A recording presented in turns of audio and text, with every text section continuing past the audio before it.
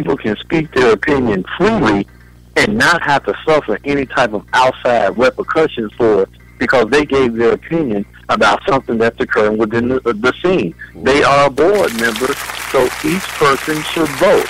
Now, this is the other tricky part. Once everybody votes, now you have to ask the person that didn't vote, are they going to go along with what everybody else voted for? Well, they should. If they don't, then they shouldn't be sitting on that board. And no board should allow someone like that on their board either, because all that does is give that board a bad reputation. A board can stabilize a region when it's in flux, but at the same time, boards can be problems too because you have too many people who have too many ego problems on those very same boards, and they don't want to work together. And all while the boards are fighting, all of the kids at the bottoms, the legends, statement stars, and all of the kids that ain't got status yet, just regular old members, they are watching all of that play out. And what they see the high guard people do, the people that have all this status doing in public, they turn around and they repeat that same behavior. They learn to be rowdy at balls, turning over tables, being disrespectful to other legends and icons and all of that crap from what they see other people doing that already have those positions. So a board could bring stability, but the board has to be put together in a way that everything balances itself out, and it's not a board that if one person doesn't get their way, everybody else gotta, bite the dust. All right. Now, do you believe that there can be a possibility of corruption, just like it happens in the ballroom scene, legendary panel? Do you believe that it can get into, the board members team and, this can kind of like you said, lock down the ballroom scene and set everything up so that way one house can make it? Mm-hmm. And yes, how do you prevent that, by the way? Well, in any type of organizational structure, the first thing you have to realize is that when you have too many working parts, there has to be a system in place of checks and balances to check those phases in which that system becomes in a state of flux. If there is no true measure to balance out the fluctuations that occur, then that will end up paralyzing the rest of the board. What has to happen is if you have an odd number of members on the board, just like the Supreme Court, there's always going to be a command decision made. Now, if let's say you have 4 or 5 people in cahoots, well, if you have a board that these board members are literally being elected by the community for a term of 2 years or 3 years, then that means people need to start putting those people off the board. There should be a change of command on that board. No one can completely stamp out corruption because girls can hammer out a corruption deal somewhere away from the boardroom and come to the boardroom and move their chess pieces around the table that they want to get what they want. But the problem lies is when people recognize that is occurring, they are afraid to stand up and say anything about it because they don't want people, especially if it's people that are having a ball that's coming up down the line, if they know about corruption that's going on, they're afraid to say anything about it because they don't want people to not come to their function. Well, those people have just contributed to the corruption that's going on. If you're going to be an icon on a board, a pioneer on a board, or any legend on a board, if you're going to let someone else control what it is you say or do or control your vote, then you're garbage. You don't need to be on that board. And you're doing greater harm to the community than you're doing good because you don't have your own voice. Somebody else is controlling it. So people have to stand up. People have to stand up and voice their opinion and tell it exactly like it is. Let them know you're wrong for what it is that you're doing. And you'd be surprised. those people that are involved in that type of corruption, you'd be surprised. That may open them up to a new reality, because remember, they had to learn it from somewhere. It just didn't come out of, a book by osmosis, putting the book up to their head. They learned that from somewhere, and they learned it from the ball scene. But if you stand up as a leader in the community, or if you stand up as a ball participant in the community and say, look, I'm not putting up with this anymore. If I come to your function and I have to wait 2 hours before I get in the function, and then the ball is notorious for ending early and no grand prizes are given out, well, my house will no longer come to your function, and I will encourage other people not to come too, because that's a shim-sham. When people start to stand up and do that, you'll start to change the system. But as long as people just sit down, and because it doesn't involve them directly and they don't do anything about it, those same people that are involved in all that type of corruption, and as I call the skullduggery, that stuff is going to continue to occur. Right. Now, I know that Percy said, Father Junebug, Ultra Omni said, tell us a little bit about the legacy of, New York and the Midwest. About New York who? The legacy. What was the legacy brought? For New York, I actually don't know the entire history of New York. I mean, the expert as that.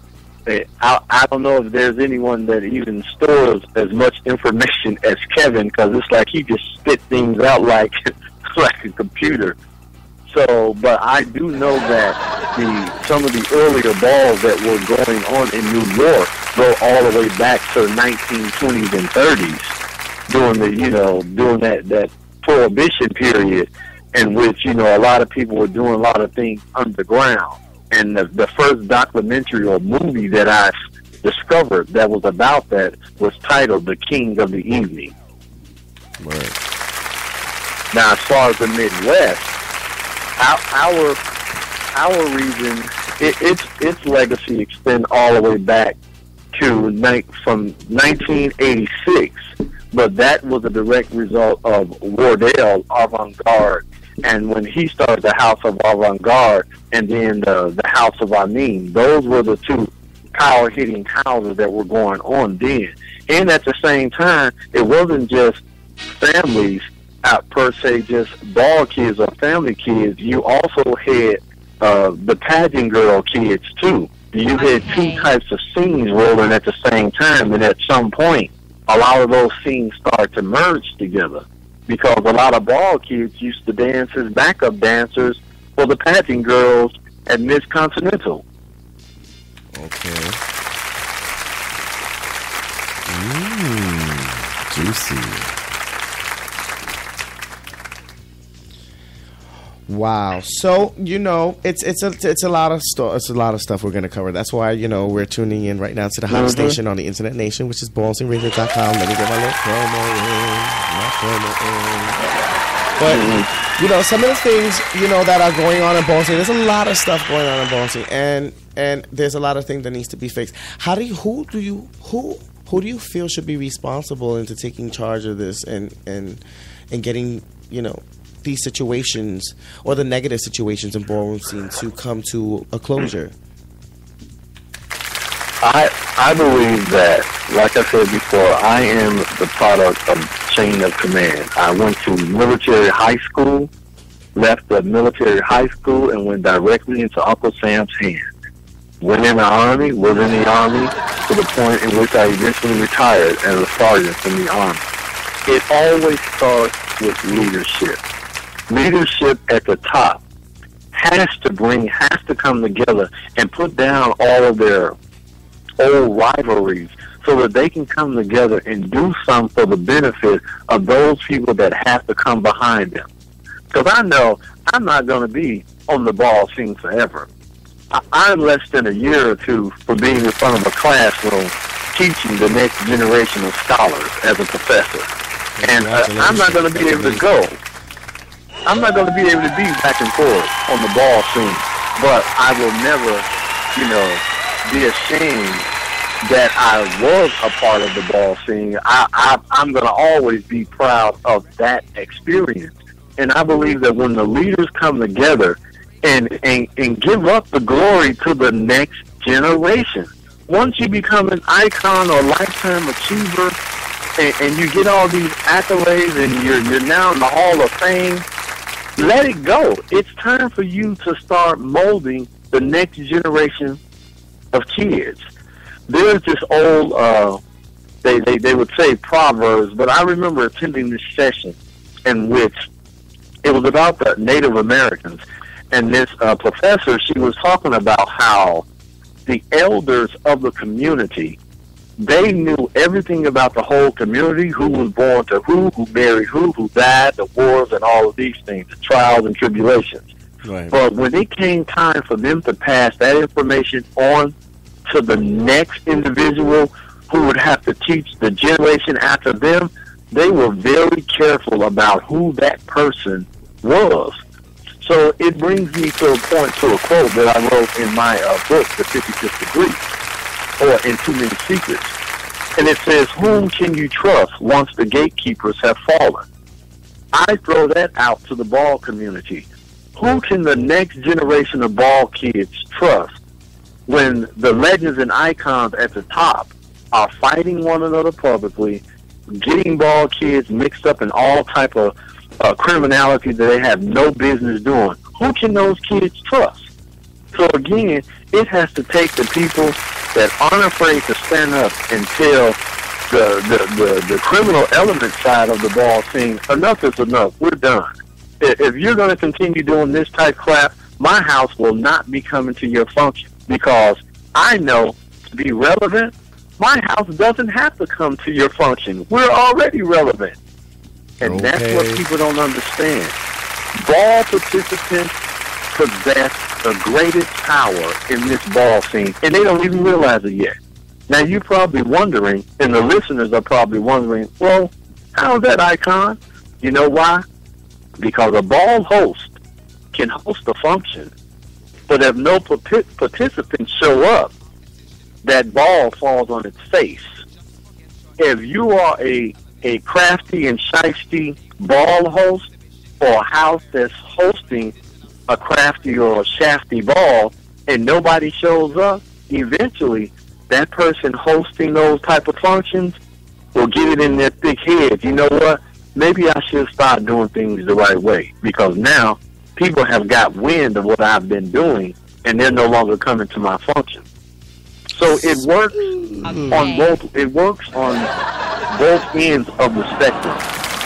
This sociologist by the name of Hilo Frey, he wrote a book called Pedagogy of the Oppressed, and he talks about how educators can learn lessons from the very students that they teach, and how education is a two-way process. Right. That's how our ball scene needs to be.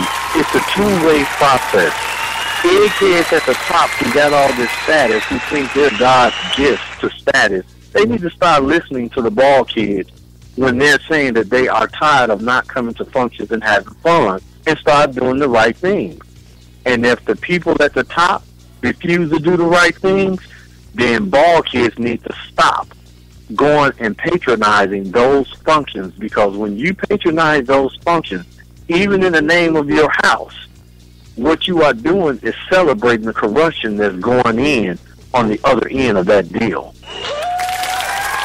So it's everybody's responsibility. Everyone just has to know that they have adequate power to bring about change. It's not just the icons. The ball participants can do it too. If you know you go into a ball that's full of, good girlfriend Judy stuff, don't go to that person's function no more. Because remember, they need ball participants in order for their ball to even be a ball. To transform a function to a ball, you have to have participants there walking the categories. And if you host a ball and call it a major ball because you have 25 to 30 categories, and nobody walks for almost 20 of the categories, well, you now have a mini ball. you don't have a grand ball, and you can't claim you had one.